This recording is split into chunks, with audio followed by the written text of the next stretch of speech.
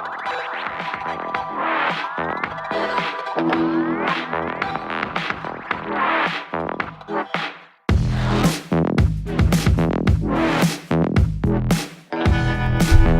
guys, it is October 30th, which means Halloween is tomorrow. I hope you're excited. Tonight, I want to talk to you about media coverage. So, I know that a lot of you are startup founders, probably in the tech scene. I've been working as a tech industry copywriter for a while. I've worked with a lot of startups, and the one thing I've noticed in the tech industry is that media attention is a key promotion strategy. Now, media attention is a great way to boost awareness and expand your reach, and if you do it right, it's a very cost-effective way to reach your market. So I love that you guys are reaching out to publications and trying to get them to cover you. Now, I've done work in both copywriting and journalism, which means I've seen the media outreach thing from both sides. I've been the one reporting on stories as well as the one who's trying to get stories placed. So I think I'm fairly uniquely positioned to talk about this topic because I've lived this thing from both sides. So, how do you get your startup covered in the media? Well, here are a few quick strategies you can use. First of all, you want to start thinking long-term.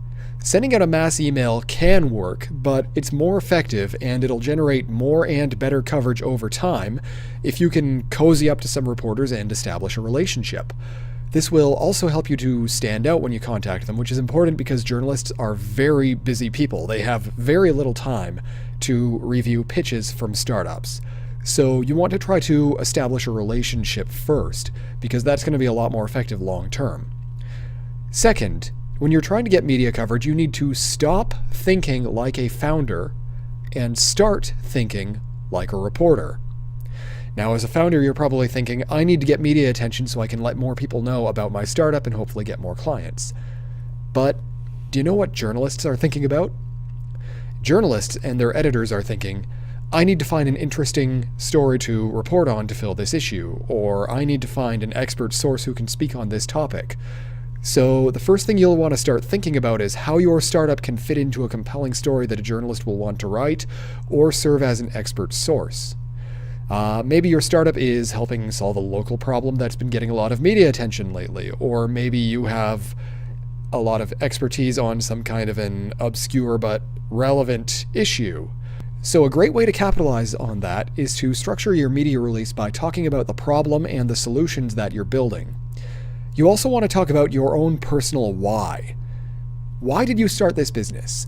How do you personally relate to your products and services? How has the problem that you're trying to solve impacted you personally? If you can tell a personal story about how this problem has impacted you or what prompted you to create the solution, well, that's the seed of a story. Because at the end of the day, journalists are looking for some kind of a human connection. Now, sometimes you can also piggyback off other stories in order to gain coverage. So, for example, if there's a very high-profile event coming up, you could sign on to sponsor it, and that would help you get some media coverage. But one of the biggest things you'll want to do, one of the biggest parts of a successful PR campaign, is choosing the right journalists to reach out to. Journalists are hella busy, okay? Most of them get hundreds of pitches a day from startups exactly like yours, which is why you only want to target the journalists who cover your niche. It's also a good idea to look for younger, less experienced journalists. The lower the journalist is on the masthead, the less likely they are to be getting tons and tons of pitches. It can also be useful to very quickly call or email the journalist you want to pitch, just to give them a heads up and ask if you can send them a news tip or a press release. This way you get on their radar, so when you send them the press release, it's not totally out of the blue. They're expecting to receive it, and so they're going to be ready to read it. Furthermore, you'll want to do the journalist a favor and make sure that you send out a well-written, well-designed media kit that makes their jobs easy, okay?